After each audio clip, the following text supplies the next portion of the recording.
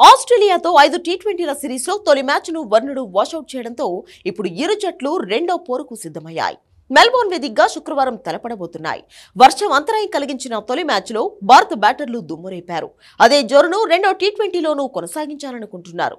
తొలి టీ20లో ముగ్గురు స్పిన్నర్లు, ఇద్దరు స్పెషలిస్ట్ పేసర్లతో పాటు ఓ పేస్ ఆల్రౌండర్తో బరిలోకి దిగిన టీమిండియా రెండో టీ20లో తమ కాంబినేషన్ను మార్చుకునే ఛాన్స్ ఉంది. మెల్బోర్న్ పిచ్ సాధారణంగా పేస్కు అనుకూలంగా ఉంటుంది. ఇది బౌన్సీ పిచ్. బ్యాటర్లు పరుగుల పండుగ చేసుకుంటారు. మైదానం పెద్దది కాబట్టి స్పిన్నర్లు వికెట్లు తీయకపోయినా పరుగులు నియంత్రించే అవకాశం ఉంటుంది. ఈ మ్యాచ్ కూడా వర్షం ముప్పు పొంచి ఉంది.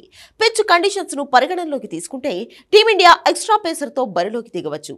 అప్పుడు కుల్దీప్ యాదవ్, వరుణ్ చక్రవర్తిలో ఒకరు బెంచ్కు పరిమితమవుతారు. అదనపు పేసర్గా హర్షదీప్ సింగ్ తుది జట్టులోకి వస్తాడు. ఓపెనర్లుగా శుభ్మన్ గిల్, అభిషేక్ శర్మ బరిలోకి దిగనున్నారు. తొలి టీ20లో ఈ ఇద్దరు మెరుగైన ప్రదర్శన చేశారు. ఈ ఏడాది పేలవ ప్రదర్శన కనబరిచిన టీమిండియా టీ20 కెప్టెన్ సూర్యకుమార్ యాదవ్ కూడా తొలి మ్యాచ్ తో టచ్ లోకి వచ్చాడు. తనకు అచ్చొచ్చిన ఫస్ట్ డౌన్ లో బరిలోకి దిగి దుమ్మురేపాడు. తిలక్ వర్మ, సంజు శాంసన్, శివం దుబే మిడిల్ ఆర్డర్ లో ఆడనున్నారు. స్పిన్ ఆల్రౌండర్ గా అక్షర్ పటేల్ కొనసాగనుండగా వికెట్ కీపర్ గా సంజుకు ప్రాధాన్యత దక్కనుండడంతో జితేష్ శర్మకు మరోసారి నిరాశ ఎదురు కానుంది.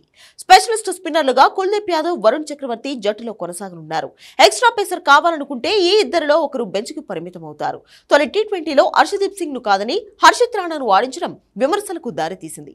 కానీ అతను బ్యాటింగ్ చేయడంతో పాటు ఆసీస్ కండిషన్స్ లో బాగా రాణించగలడనే కారణంతో తుది జట్టులోకి తీసుకున్నారు. మరోసారి బూమ్రాకు తోడుగా అతన్ని కొనసాగించే అవకాశాలు ఉన్నట్లు తెలుస్తోంది.